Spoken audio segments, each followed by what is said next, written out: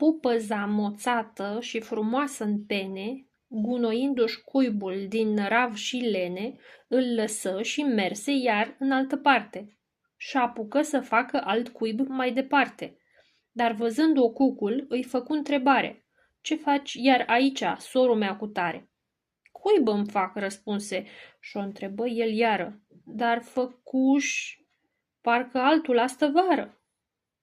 „Mi-am făcut," i-a zise, „și altul după dânsul, dar mai mult nu este de-a ședea întrânsul, că după cum poate e știut și ție, l-am umplut cu totul de necurăție."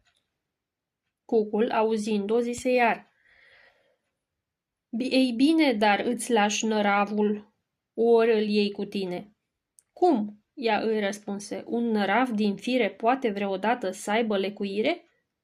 „De vreme ce, dragă," îi zise ei cucul, „nu îți lași năravul, geaba-ți este lucrul, că și de acesta nu o să ai parte, o să-l umpli iarăși ca pe celelalte, ci întâi năravul ți lasă-l de se poate și atunci o să-ți fie cuibul ca la toate."